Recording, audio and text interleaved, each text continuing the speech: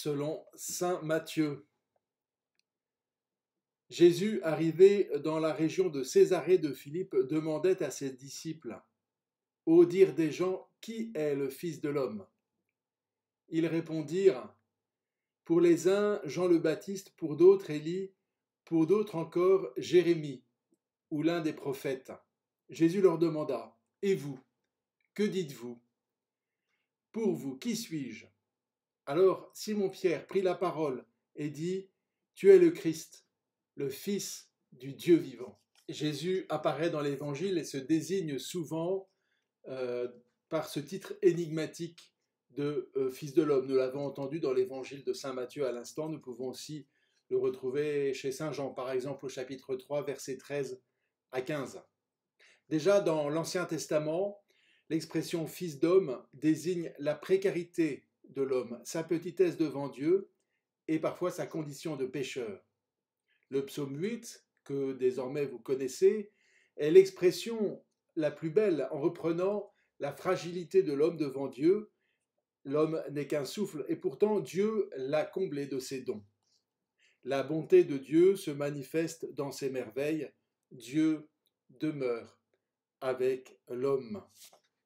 Dans le Nouveau Testament, l'expression « Fils de l'homme » se retrouve à 70 reprises.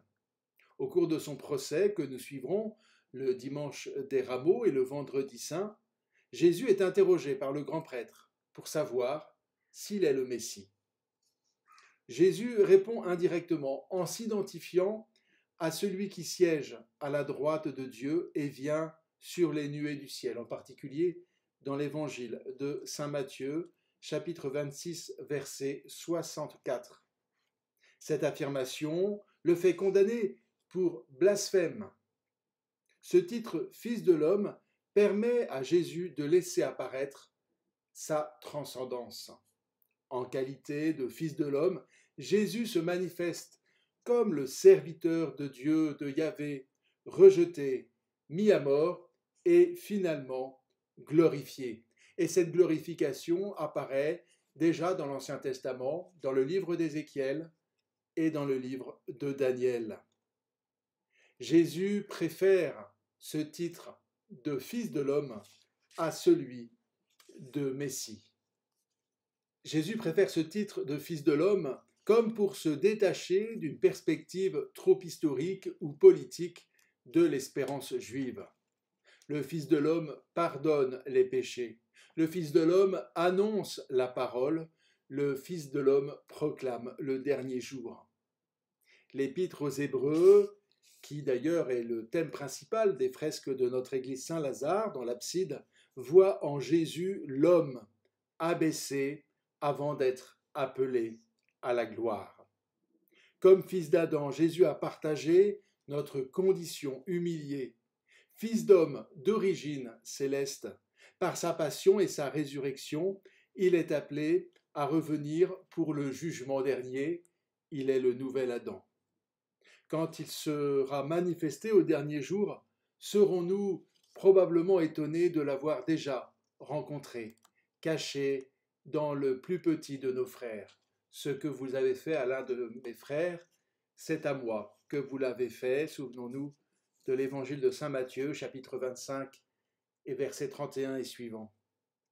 L'évangile de dimanche dernier nous donne cette image du grain de blé qui meurt pour donner du fruit. Jésus déclare « Amen, Amen, je vous le dis, si le grain de blé tombé en terre ne meurt pas, il reste seul. » L'homme est grand parce que créé à l'image de Dieu. Il vit de la communion et à la charge d'intendant de la création. Sa dignité est grande car toute personne a dans son cœur inscrite la loi de Dieu, la loi naturelle. En contemplant le Fils de l'homme, en ces jours de la Passion, nous voyons l'homme fragile, humilié, mais un homme qui n'est pas condamné, un homme qui est sauvé, appelé à entrer dans la gloire du ciel. Telle est la vocation de l'homme, telle est la vocation de tout homme. Bonne semaine sainte. Nous terminons ces enseignements aujourd'hui et Nous voici arrivés au terme de ces petits enseignements modestes basés sur le psaume 8, qu'est-ce que l'homme pour que tu penses à lui.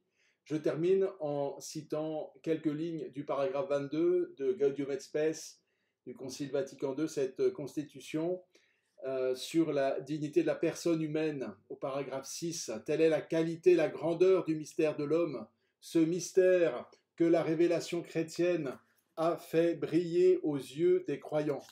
C'est donc par le Christ et dans le Christ que s'éclaire l'énigme de la douleur et de la mort qui, hors de son évangile, nous écrase.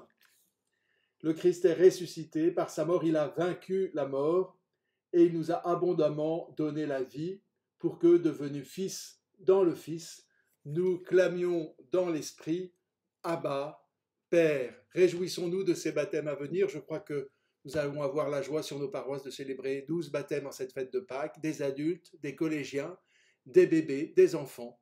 Eh bien, c'est une grande joie pour nous de célébrer ces baptêmes. Cela vient renouveler notre vocation chrétienne, notre vocation d'enfant de Dieu, notre vocation de disciples du Christ appelés à la sainteté avec le Christ.